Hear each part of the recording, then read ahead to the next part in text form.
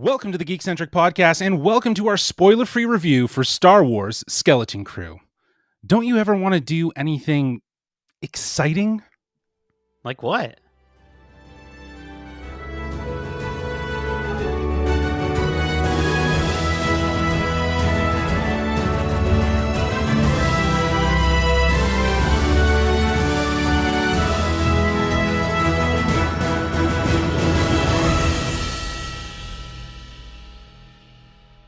Hello, I'm J-Law, but you can call me Justin, and if you're joining us for the first time, well, we are Geekcentric, a podcast covering the world of movies, TV shows, toys, collectibles, gaming, and all things Geekcentric, and this is our spoiler-free review for Star Wars Skeleton Crew. A huge thanks to our friends at Disney Studios Canada, and by extension, Lucasfilm, for giving us the first 3 episodes for this review. Now, I can't do this alone. I'm going to need my own Skeleton Crew to go on this big old grammar rodeo. Wrong property. Joining me today. That's it. Back to Winnipeg. Joining me today are my pirate friends, full of scum and villainy. More scum than villainy. We got Kevin Hudson, Nate Shelton, and Darcy Hudson. Arr. Yar, matey. Justin, what's a Star Wars pirate's favorite character in Star Wars? Don't know. Come on. Don't answer. R2D2. Aye! Someone's a dad. Let's go. Well, that's the kind of jokes that you'll be anticipating for today's review as we kind of get into this. How we all doing? How's everyone doing today? Good. Excited. Yeah. Yeah, ready to have some happy fun. to talk about another Star Wars show and hopefully always. not have fans tear it apart. Let's hope not. I think there's something about this series that we'll talk about that might be bringing fans closer together. I hope. Even just the discourse leading up to it is a lot more positive than a lot of the shows have been getting. You know, people have decided to hate so many of these projects before they've seen a single second of it. But I think there's genuine excitement surrounding this show before it even starts. Yeah, for sure. Well, we are a crew of 4 today doing this review, which means there's a lot to talk about. So I think we should just get right in and get our listeners up to date with today's synopsis. So Star Wars Skeleton Crew follows the journey of 4 kids who make a mysterious discovery on their seemingly safe home planet, then get lost in a strange and dangerous galaxy. Finding their way home and meeting unlikely allies and enemies will be a greater adventure than they ever imagined. This is starring Jude Law, Ravi Cabot-Connors, Ryan Kira Armstrong, Kuriana Crater, Robert Timothy Smith, Tundi Adebimbe. This is led by showrunners and head writers John Watts and Chris Ford, and features a slew of directors: John Watts, David Lowery, The Daniels, Jake Schreier, Bryce Dallas Howard, and Lee Isaac Chung. And of course, with John Watts and Christopher Ford, both as executive producers, along with Jon Favreau, Dave Filoni, Kathleen Kennedy, and Colin Wilson. Star Wars Skeleton Crew launches December 2nd exclusively on Disney Plus with a 2-episode premiere with new episodes, I believe, every Tuesday.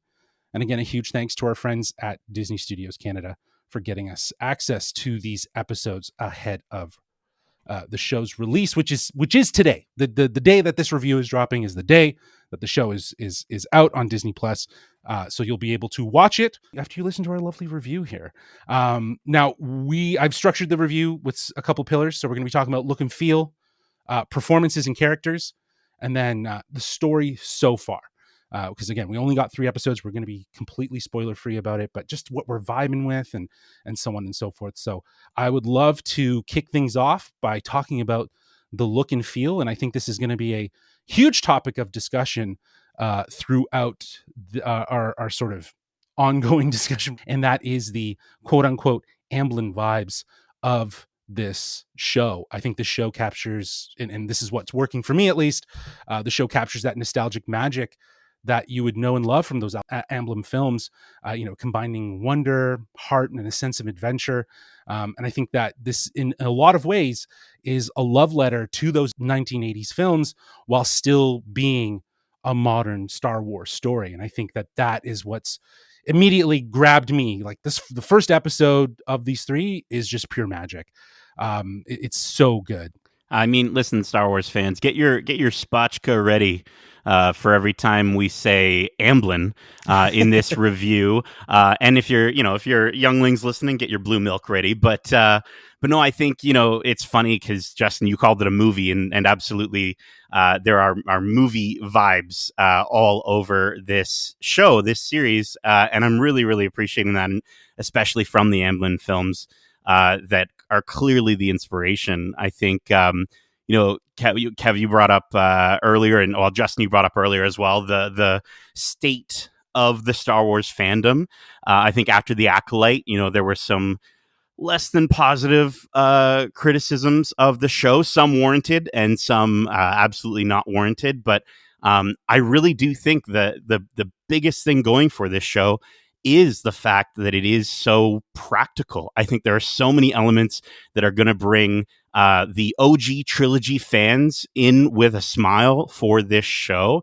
And I think the costuming and the amount of alien species is really getting me to sort of giggle and laugh and love this show along the way. I think, we don't really get a chance to have as much goofy fun in live action with costuming and puppeteering as we have seen in since the original trilogy. We get a lot of that in the animated side of things, but in live action, we haven't really gotten a ton of it. So it's so delightful and refreshing to see this series that follows kids. Sure, they're getting into things that are much more mature than maybe they are, but it's really fun to sort of see Star Wars creators and Lucasfilm and John Watts and the crew just have a really good time just sort of giving us that classic Star Wars feeling through the costuming and characters. It's awesome. I think one of the toughest things Star Wars has faced in the last 10 years has been kind of finding a balance that will strike with the biggest possible audience. I think a lot of the times you look at a show and you think it, based on, what it's about might be based for an older audience, but it's written down for a younger audience. Or you have a show like Andor, which is purely obviously for much older, mature Star Wars fans. I think this show has finally found a way to strike a perfect balance where original older fans are going to love that sort of nostalgia that the show has, but it's also something you can watch with your kids and they'll get so much fun and excitement in just the same ways with that, just the themes of adventure and excitement and exploration and everything. I just think there's such a neat balance that they've been able to strike here that it'll actually finally appeal to a wide range of Star Wars fans, not just diehards, not just kids, everybody. I just bouncing off of that, I totally agree with you, Kev, because I think that it's that balance of lighthearted adventure and suspenseful tension that really does kind of speak to both audiences. It feels like it's a family-friendly story with moments of real danger and excitement that will kind of keep you on the edge of your seat. So I think that 100%, I think they understand that this is not just for one audience. This is for two audiences, right? And it's about mixing that together. And yeah, I think that they really are capturing with a tone and atmosphere that feels very inclusive of everyone, and just wanting more and more people to kind of take it in. Mm-hmm. Again, the way that it looks and feels so much like Star Wars is great, but the fact that it sounds like it too, going to the soundtrack levels, because we're coming off the last show, one of the last shows we talked about Dune Prophecy and how that soundtrack was very lacking and felt like an afterthought. This show is completely different. It feels like there are those moments where you feel a very John Williams inspired score sweeping you away on this magical adventure, and just the way they incorporate that. So some of those typical sci-fi things, like there's a point where a theremin is a major instrument during the theme, and it really hammers home that 80s sci-fi vibe that they're going for, and it does it so well. I love it. And that's the thing. I think it's not John Williams Star Wars that it's referencing. It's John Williams Amblin adventure style scores, right? Like it's a whole other John Williams style altogether that it's kind of infusing in there with some of that sci-fi, and I think that it's totally working. Well, shout out to Mick Giacchino, son of Michael Giacchino, who we've had on the podcast before. I think Mick is doing a phenomenal job, like you guys are saying. Like, I think throw in a dash of pirate adventure too. Like the amount of like sort of swaying strings that we sort of get in there as well, right? Also We're getting twinkle. a bit of that, right? Yeah, even like the little piano elements that you kind of throw in over the opening Lucasfilm thing. It's just all of it is just absolutely hitting. And yeah, the sound is excellent. I think the blaster sounds, the sounds of the aliens. I'm going to come back to those aliens again. Like we're getting, if you've seen the trailer, we get a wolf guy, right? A Shistavinen or whatever they're called. We get a Gran, but he's got an eye patch, right? Like the Gran are like those 3-eyed aliens that we saw in the pod racing. He's only got 2 eyes, but he's only got 2 eyes because he's got an eye patch because he's a pirate, right? And like it's so much fun to sort of see the way that they're utilizing these creatures, and we get an Athorian and Ishi Tib, but also and I want to say I'm very proud of myself, Vane, the Nikto from the Mandalorian from Gorian Shard's crew. I predicted would be in this show, and I'm so happy. And I know we talked about it back when we saw the previews at D23, but I'm so stoked to see him here in this show as well. And I think it could lead to some other really cool sort of characters popping up. And there's even a phenomenal use of puppetry in the show, and a nod to the Star Wars Christmas special. So, which I just like freaked out about. I mean, I thought it was just absolutely wizard. Yeah, I think the production design, as you were mentioning before, we're at a very unique point with Star Wars where it's that balance between using the volume and also having practical effects. And I think that in what we've seen in these 3 episodes, there is a balance between the two of those elements, right? Like there is a real strong focus on that practical effects with real elements on set, and also, as you're pointing out, like real creatures and real aliens, like that sort of going back to that style of what made Star Wars. But you're also seeing the use of the volume in a lot of ways. I think even at Atten, which is we get to see multiple sides of it. I like the suburban side of At Atten. I think it looks very, very interesting. Right, really? I never knew that I needed middle suburban Star Wars. life in Star Wars, and now I know that I don't need it. Sure, that's my least favorite I think it's aspect. I think it's a really good imagination of, especially given the fact of helping to ground these kids in something that feels like safe and familiar. As a home, but we're talking about a galaxy far, far away, a long time ago, and all of a sudden these guys are living like the perfect, Modern Family, idyllic 80s suburban life. That just didn't hit with me. I feel like it's allowed to be there. It can be there. I feel like it's just no one's ever really kind of played around with it. Maybe there is a reason. There's a reason. Yeah, and again, this the way that the story is going, I think there is going to be a reason behind it all, which I think is one of the cooler things about this show, is the fact that we get the spiel that the kids are lost and trying to find their way home, but the story we're exploring is so much more than just that. So it gets me really excited. Yeah. Well, before we talk about anything with the story, I did want to also just mention for lighting, I'm loving the warm tones that this show is giving us, right? And again, we come back to that Amblin look, but like there's at least 2 or 3 shots of the kids like silhouetted, right? Where they're walking on a horizon, if you will, and there's like a sun or a bright planet behind them. And you're just like, oh, okay. Yeah, of course I see what you're doing. Mm-hmm. And then in terms of like the CG, because a lot of the times that gets brought up for these shows, especially from the movie side to the show side. What's the budget like?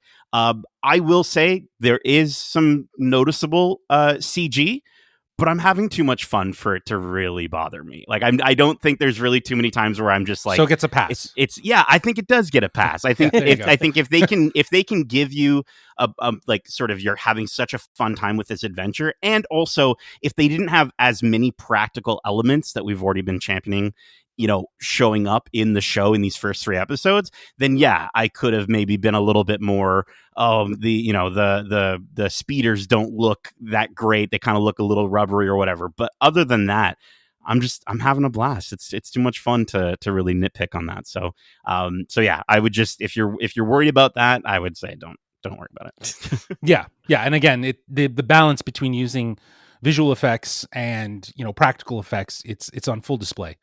even in just these 3 episodes. And I look forward to seeing how much more it's at play as we get through the rest of this season. Let's move into performances and characters. This is a show that is very much focused on kids, but it's not a kids show, right? It's starring kids, and I think that's what's really great. And I'm just gonna blanket the entire cast of kids. This young cast delivers very impressive performances. I think it's very easy to see who they are as sort of like the archetypal characters within these, and within these familiar adventure stories that do focus on kids. I think they're delivering a wide range of emotions, and there's fear, there's wonderment, there's determination, and I still feel like they're real kids, like they're real kids who love adventure, love the stories, which is, there's some meta qualities to, them being fans of like the stories of history within Star Wars. I think is really awesome. And like, yeah, their chemistry together feels, in these first 3 episodes feels really honed in. It feels very, very, very real, and I value that. I feel like they've really worked on making their relationships as strong as possible, and I look forward to seeing them evolve as we go through more and more episodes. Yeah, I think the coming into this show, I remember I was a little, and I think I've even said it on the podcast, I was a little worried, right? I was a little worried about the fact that this was going to be a show that's going to follow kids, because I was thinking that the dialogue would suffer based on the age of the kids. Maybe they can't, sort of give as complex sort of lines or work within that sort of context. But I guess I just never factored in that, again, the show is going to kind of have so much fun. I'm so used to Star Wars, even when it is comedic at times, still being surrounded by such a serious tone, that having this sort of goofy side of the galaxy really does work. And it, at no point in time am I expecting these kids to say something too serious, and I am hoping to sort of maybe get to see a little bit more from a dramatic side for performances. But so far it's just been a good time, and I love the way they're interacting with each other. They're saying things like "nuh-uh" and "yeah," and it's completely legitimate given the context of where they're coming from, and seeing them just saying things like "wizard" has been great as a prequel trilogy fan, right? And I just think like there's just enough in their performances and dialogue to bring you back to young Anakin Skywalker, but they're so much better than young Anakin Skywalker. Yeah. So if you're ever worried that that's what you were going to kind of be coming into, absolutely not. These kids are killing it with their performances. I honestly think that has a lot to do with better writing, right? Like, Yeah, I don't sure. think No offense to you, Jake Lloyd, but Yeah, that wasn't exactly. your fault. Okay. Yeah, it's No, not your that was fault. George. Crappy That was George's. That was George's fault. Let's and be fair. I think that's entirely what makes this show really great. Going back to John Watson, Chris Ford, really, having treating this as a passion project, understanding the dynamics of what an Amblin-style film, adventure film looks like, and wanting to infuse that within the dynamic of these kids, and writing these kids in a very real, sensible way, and probably more often than not letting them improv, like working with them to kind of figure out and improv some of those moments. But I think there's definitely a more of an attention to writing these kids lines that are far more real than I think we, again, as you referenced, writing young Anakin's lines in Phantom Menace, which were absolute trash. Well, just really quickly, because I know we're kind of eating all this, I want to give Kevin and Darcy a space to talk here, but I wanted to just mention off of that, because you mentioned improv, because I watched The Goonies going into this, right? And I respect the hell out of The Goonies. I think that movie should have been an animated film, and it would have been incredible. So kudos to them for having the balls to do a lot of that stuff practically. Awesome. And it pushed the adventure genre forward. It's why we have this series, or it's at least a big part of why we have this series. So I'm very thankful for it. But I'm so sorry. Having the little magic moments of the kids being kids in that movie once or twice was phenomenal. Having what feels like barely any direction for those kids throughout the entirety of that movie got really grating as the movie goes on, and there's so many wonderful lines of dialogue that are missed, unfortunately. And it's the complete opposite with this series. We're getting all of the wonderful kids being kids moments, but it's all clean. They're being directed absolutely wonderfully. And, you know, again, kudos to these kids with their performance, but also kudos to these directors for clearly working closely with these kids. And I know there were a lot of stories of Jude Law also working closely with the kids to make sure that they're able to kind of stand out so much. And yeah, it's not messy, it's not unorganized. They're directed really well, and it's fantastic. Well, I think just mentioning the Goonies and then mentioning Jude Law, I think what really helps the show is having the kids sort of anchored by adult characters around them, be it Jude Law's character or Nick Frost's SM-33. Smee. I think, yeah, that's great. I just think, the kids are able to be themselves, but they're also constantly struggling with the situations around them in very smart ways, because there's someone to sort of connect with and get through these issues, rather than just sort of the manic running around through caves that something like the Goonies sort of had them. Josh Brolin did his best, but he wasn't he quite couldn't reel adult them enough in. to- No, for exactly. sure. No, so Yeah. I just think, and then speaking of Jude Law, I think the amount of mystery around his character is a lot of fun. Who is he? Where does he come from? What is he truly looking for, out of this adventure that they're going on together? I just think it adds a really, really fun element that's going to be fun to explore as we get further into the show. Yeah, absolutely. Yeah, I totally agree with the fact that, like you said, the kids are getting their chance to shine because the adults or older characters are letting them kind of guide them on this story, and the kids are just reacting as kids would. Again, like a lot of the reactions feel very genuine because they are kids themselves, and they kind of don't want to listen to their parents or whatever, and it lends itself to their performances so much. And yeah, again, I'm looking forward to seeing how they fit these archetypal characters, but how are they going to make these journeys Star Wars? Like the kid who dreams of being dreams of being a Jedi type thing. Like, what does that look like in the Star Wars universe at this time? And it's neat to see that that's what we're going to kind of get through some of these characters, of these, again, the archetypal things, but with that Star Wars spin on it. Exactly. And I think that that's what the strength of this show is putting a spin on everything. I really loved the first episode because there wasn't as many adult characters. Adult characters were more seen as authoritarian to the kids and kind of like keeping them in place. And I think the kids are very much like trying to break free of that. And I think that once you get into episode 2 and 3 and you see a little bit more of these additional adult characters that they're surrounded by, I think what's interesting is, to the point of what you guys were both mentioning there, is that they start to kind of feed off of the kids. It's not that the kids are feeding off of the adults. I feel like the adults are feeding off of the kids to still give structure.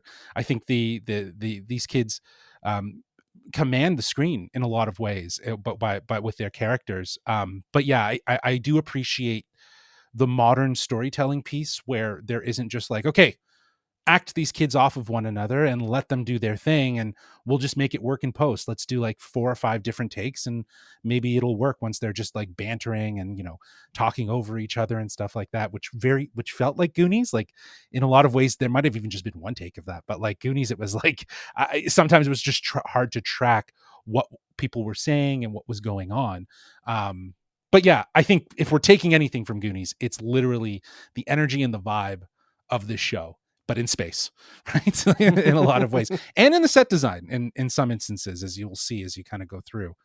Well, we mentioned quickly Nick Frost. I think what a wonderful addition to the legacy of droids. Always got to be a British actor, and I just love, like, what do you get for a pirate droid? Nick Frost, always British, and he's excellent so far in this. I'm looking forward to seeing his character, but I like kind of what you mentioned, Justin, about sort of that element of the adults being especially their parents being very authoritarian. I think a lot of the stuff going on at Atten is a very authoritarian, and so to have this authoritarian scary droid, kind of because he's a droid and he can be sort of reprogrammed in certain ways, for him to kind of be an authoritarian style of character that is then also just to be able to be manipulated by these kids is fantastic, and I'm really looking forward to his relationship. But I do want to if I'm going to shout anyone out, I gotta shout out my guy. I gotta shout out Neil Nation. rise up, okay? He's here,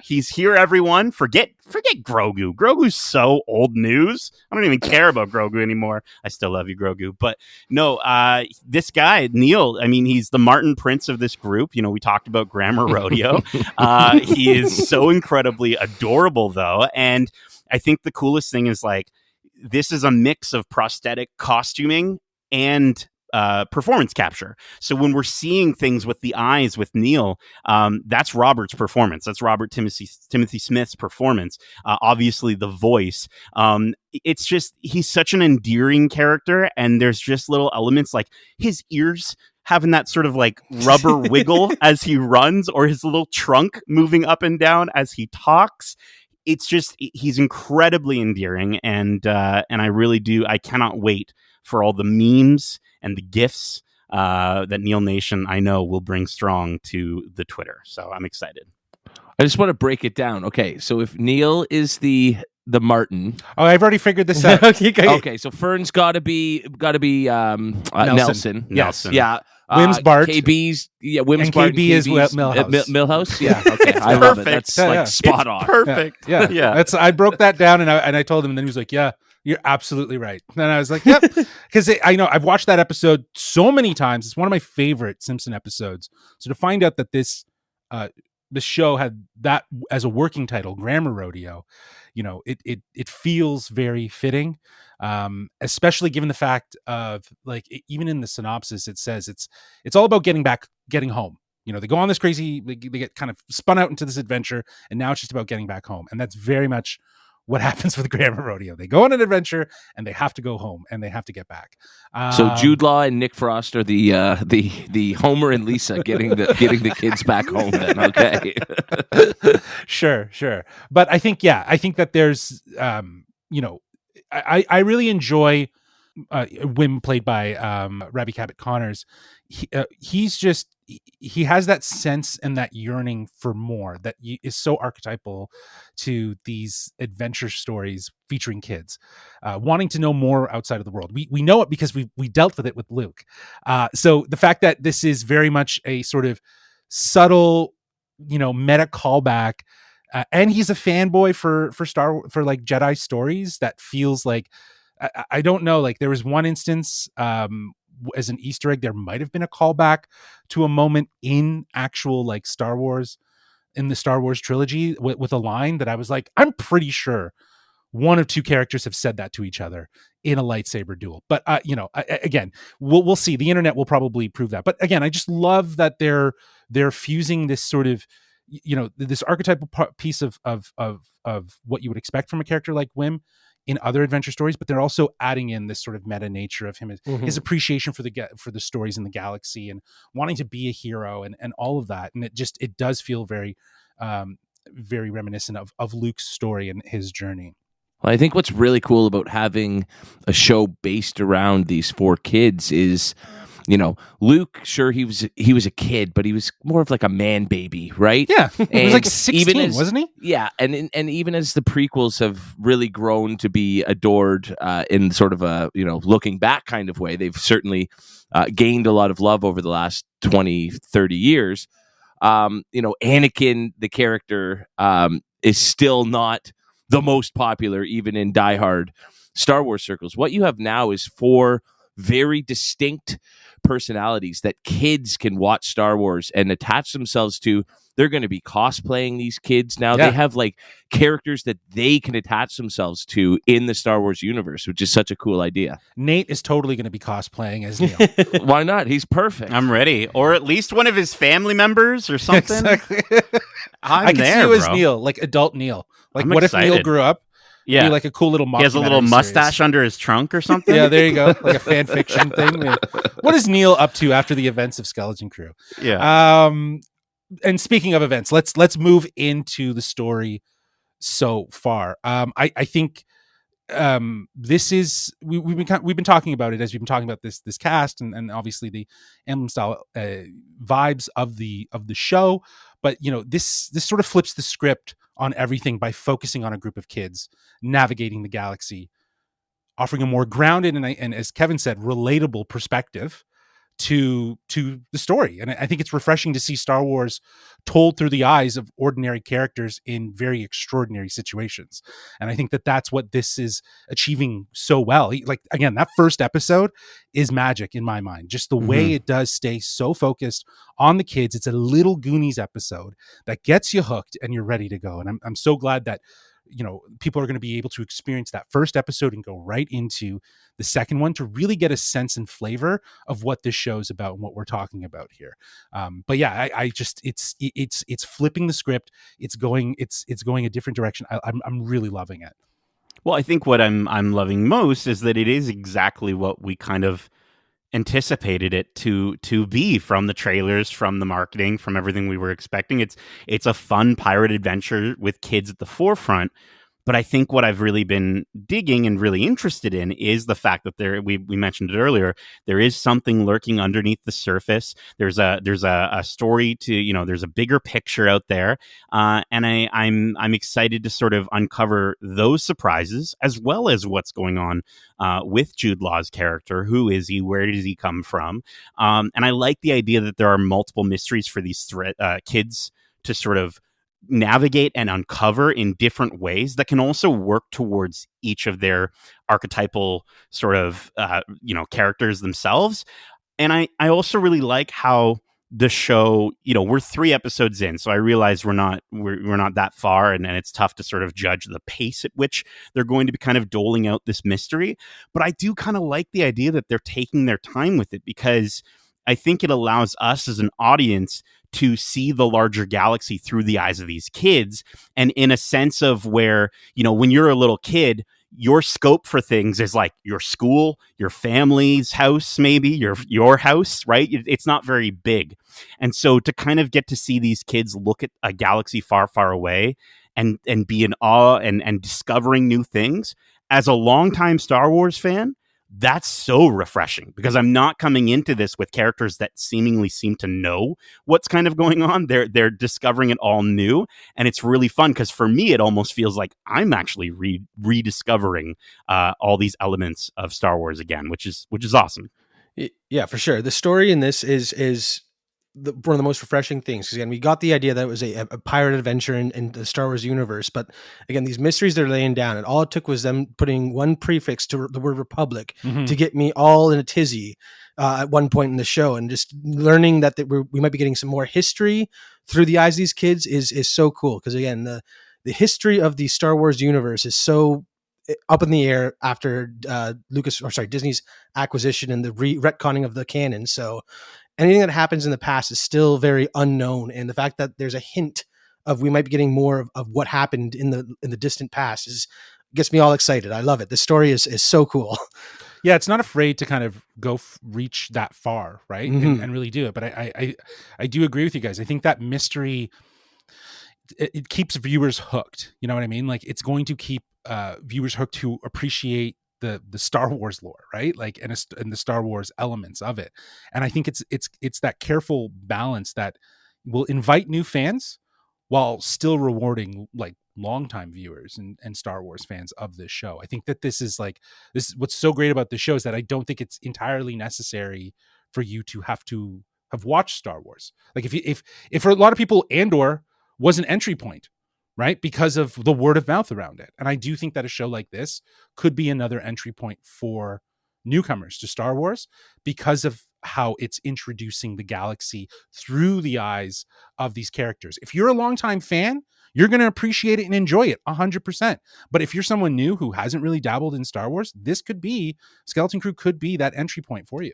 Totally. Yeah, you don't need to know anything about what actually happens in those movies or any of the TV shows beyond basically everybody on the planet's basic understanding of what Star Wars is. So if you can at least recognize the word Jedi, or you know what I mean, then you're pretty much able to jump into this show and sort of just be able to explore this part of the galaxy the way this story is being told with completely fresh eyes. So that's really cool. And I know you guys have touched on it, but I really do think that, you know, the elevator pitch for this show being a pirate adventure with kids in space on its own, I don't think would be enough to carry it. And so the fact that already we're seeing these sprinklings of this idea of there's such a bigger story going on surrounding these kids and where they come from. That just adds so much more intrigue for me, that the adventure will just be how we discover these secrets rather than being the sole focus of the show. And I think that's what's really working and going to work for it going ahead.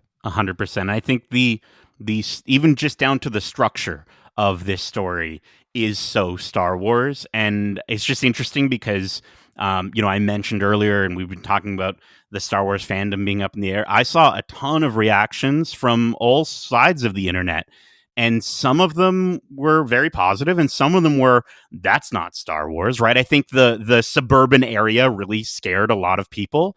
That's not, like, that is going to be an element in this show, but it's not the only element. And I would really challenge anyone who gets to episode 3 to tell me that this is not Star Wars, because it is so Star Wars.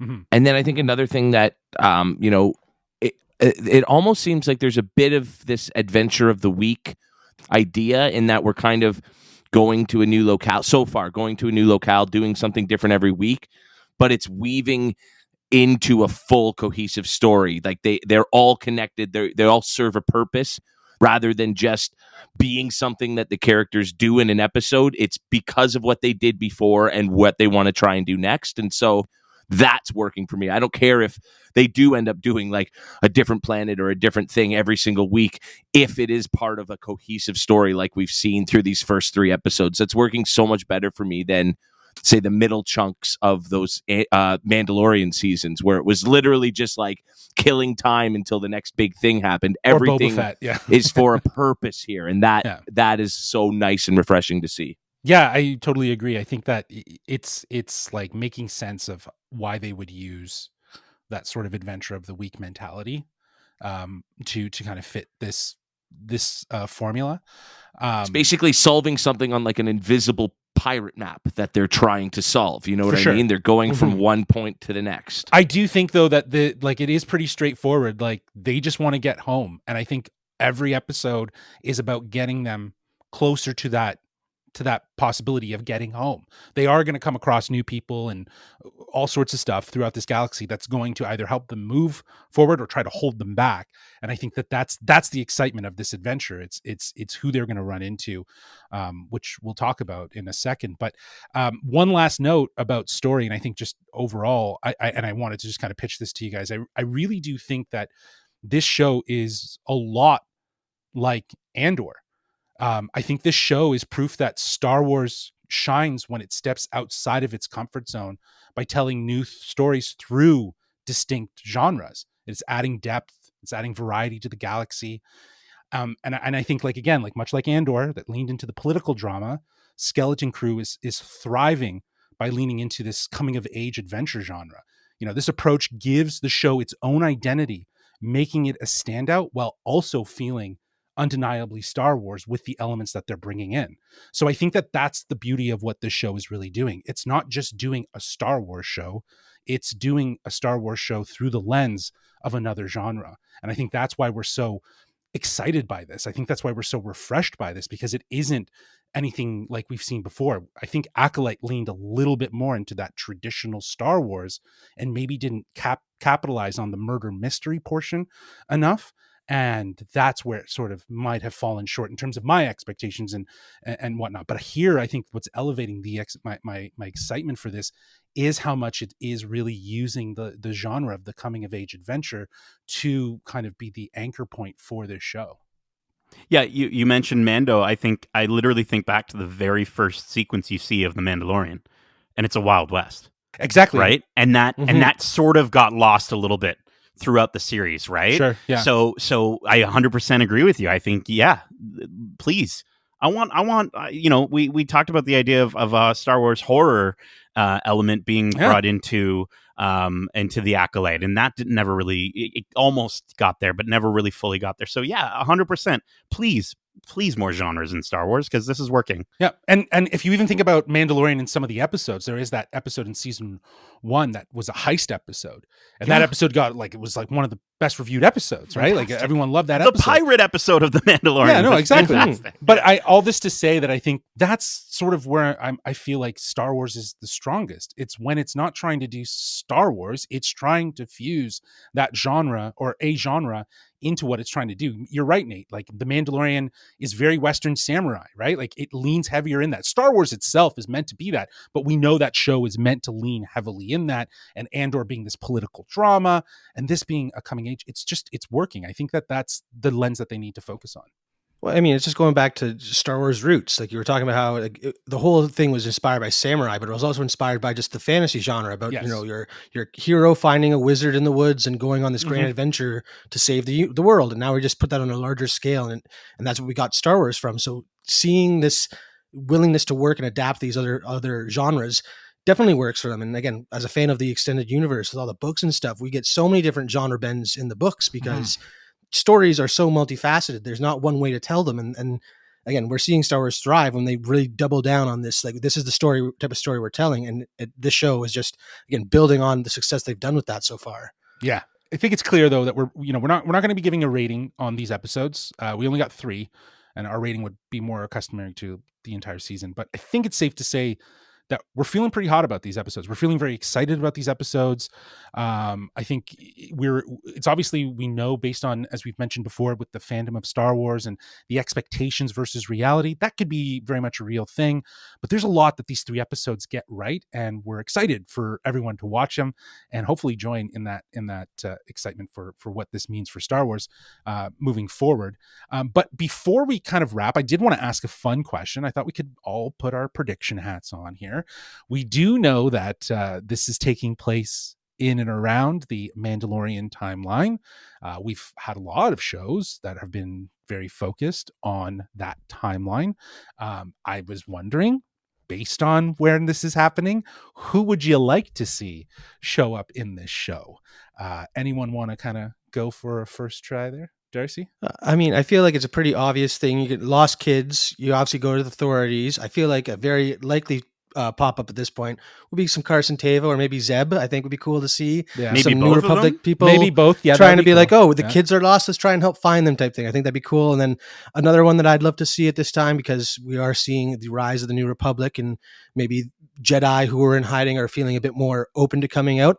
Quinlan Voss, where's he? Because I bring him up all the time. I'd love to see a Quinlan Voss pop up. Just well, I got to ask you something after Darce, about something that happens, and I'd love to get your opinion. But I love that. That would be cool. Like someone that we haven't seen.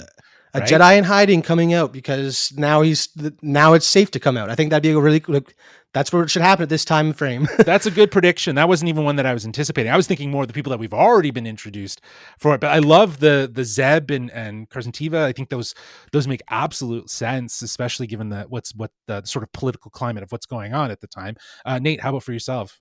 Well, I was joking with you over the phone. We were talking, and I was like, I know Neil isn't an Ortolan, but like, he could still be related to his great uncle Max Rebo, and like maybe he's a distant relative, and he's huge in the music industry, which is why Neil can afford to go to such a nice school and have such a nice, like, their house is so nice. There's a moment where we see Neil chilling in like a jacuzzi tub. I knew Nate was going to be like all over. I want Neil's life. I want to be loved by like a family of elders. Never mind Coruscant boy. He Yeah, wants to be exactly. an AT-AT boy. I'm an AT-AT boy now. I've shifted gears, put the trunk on me, and I think no. I realistically, because we're in the Mando-verse, I did absolutely. My first thought, you're right, Darcy, was Carson Teva, but then I got thinking, and I thought, this be a show about pirates, and who's the biggest, baddest pirate in the Star Wars galaxy, and that is Hondo Ohnaka. We've seen him done in live action already at Galaxy's Edge on the Smuggler's Run ride. Mm-hmm. They've already got him there. They've already got his species like in this show. There's a few of them kicking around. I would love that. It makes complete sense. that Hondo would show Yeah. up, and I'd love the idea that he might be a friend of Jude Law's character already, or he's done work Or he for knows him, he or knows he knows something Jod. along those Yeah, he lines. knows Yeah. Jod. Yep. Yeah. Mhm. So I think that would be really, really dope. Cool. Awesome. Yeah. Kev, how about for yourself? I mean, it might be like almost too obvious or whatever, but like this is Filoni's universe. This is the perfect time for it, and you have a kids centric show. How do you not pop up with Grogu at some point just to sort of, I don't know, like that just seems like something they would do to really promote the cross promotion that they seem to want to be going for with this show and with the movie coming out, and that way you can use characters from this show in that movie. That just seems like the most obvious thing that they would do. I'm not sure it makes the most sense, but I wouldn't be like, oh, that's awful. You know, I'd probably be down for a little Grogu cameo and something a little bit different for him, and in the situation with the characters we've got and everything. So, Right. But no, I do think there has to be some sort of crossover with some sort of character that we're either familiar with or that we know sort of exists at this time. I don't think this can be entirely standalone the way they're doing these shows and building out the Filoniverse. So Yeah. Another one just popped in my head. Migs Mayfield, another great addition to this show. I think would be fun. Oh yeah. Bring in Yeah, Bill Burr yeah, and yeah, have him very deal with a Burr. bunch of Yeah. kids. I think that'd be really fun. Yeah, that would be hilarious. That would be awesome. He's just like, how the hell did I get stuck with these kids? Yeah, just complain about Running around babysitting and or screaming. something. Yeah. I have two options, honestly. Like obviously everyone's is a very likely contender. I've thought maybe like I like, and this is like going deep, but you know, obviously there's some appreciation for the Jedi culture and the Jedi history. It would be wild if they actually threw Luke at the end of this thing as like some sort of like you know, he's out there sort of thing. I think that's a big swing. I don't think we'll get something like that. We do have Bryce Dallas Howard directing one of these episodes. I wonder if we will see some familiar characters like Bo-Katan or any of the Mandalorian that are you know, that we've been introduced to. Or do we get an episode with Jack Black and Lizzo back? And we go to that planet again. No. That was her I think- episode. That was her that's it. episode. So I just I think wanted we're to- never seeing those characters again, No. unfortunately. I thought we wanted people to like the show. Hey, but it might like on well, first, like I didn't mind their characters. I know that there were people that were like, "Oh, that isn't Star Wars," like you said, Nate. But like, it's interesting if you factor in the sort of the absurdity of the story, and there's serious touch points, but you can have some more comedic moments. You know, to see It could work. It could think work they to could have work. them. It Yeah. could work, but it wouldn't necessarily. I'm not saying don't give them a full episode, but you know, hey, Yeah. you know, like maybe give them a little reference point, and maybe they have some interaction.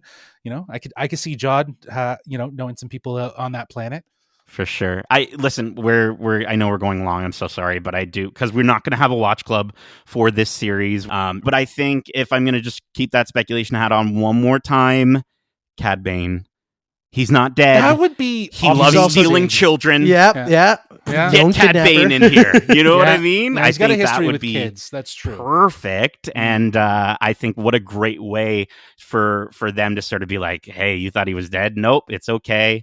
Or Moff Gideon, but I think that's Okay, reaching. now you're just. All No, right, I'm going to okay, throw one calm more down. into bring back Calm my down. boy Boba. I'd love Boba to see him Fett's come here, back in some and then way. I think everyone just get Leia in here. All right. Omega okay. will pop up at some Okay. point. Yeah. Listen, Yeah. you know, I think this is what happens. Porkins will show up. This is what happens when you have four people on a Star Wars, four Star Wars fans on a Star Wars review. It gets out of hand. Well, that is it. That's our spoiler-free review. I know we didn't provide a score, but I think based on our conversation, our excitement, you can hear that we're pretty excited for this show. We're excited for you to watch it. Skeleton Crew launches exclusively on Disney Plus December 2nd, which is today. So hopefully we've done a good enough job hyping up the show, and you'll go check it out, or you'll watch the show and then come listen to our thoughts and think, yeah, you know what, they got a lot right. They know their shit. But listen, if you want to let us know what you thought of the show, you can do so by reaching out to us at wearegeekcentric@gmail.com. That's wearegeekcentric@gmail.com, or you can hit us up on Instagram at wearegeekcentric or on Twitter at GeekcentricYT. Now, in most cases, it would be safe to assume that we would do a watch club for a series like this. However, based on the timing and the holiday season fast approaching, we will not be doing a weekly discussion for Star Wars Skeleton Crew. However, there have been whispers about a potential spoiler-filled discussion coming in 2025. January 14th is when the show wraps, so shortly after that, we would like to have some guests, and maybe we can have a nice open conversation about what we thought about the season. But for now, keep in mind, we do have a ton of fantastic content now for you to enjoy, including some interviews with some fantastic folks from this show.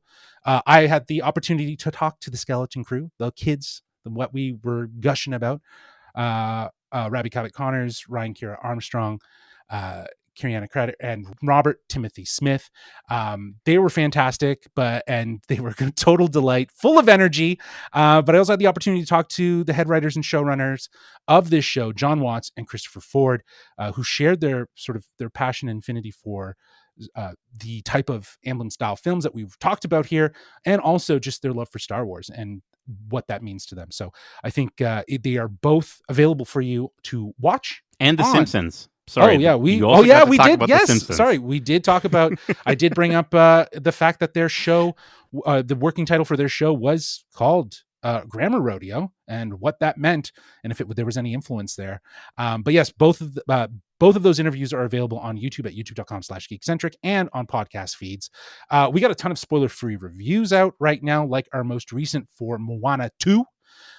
We also have upcoming spoiler-free reviews in the coming weeks for a lot of stuff as we near the end of 2025. We are literally on the cusp. Sorry, not 2025 yet. Yes, geez, in the future. As we near the end of 2024 and head into 2025, it is a mad dash. We are literally on the cusp of November, at the end of November here, and about to get into December, and should be fun. Should be fun to see what we got in store for the last month before we wrap. But be sure to subscribe to us, and so that you know when everything drops. But until next time, Nate, Kevin, Darcy, thank you so much for joining me for this pirate-size spoiler-free review. Pirate-sized. And as we say, Lar, I love ya. Laters. Get home safe, guys. peace. I didn't think he was going to do Moon River. Then, bam, second encore.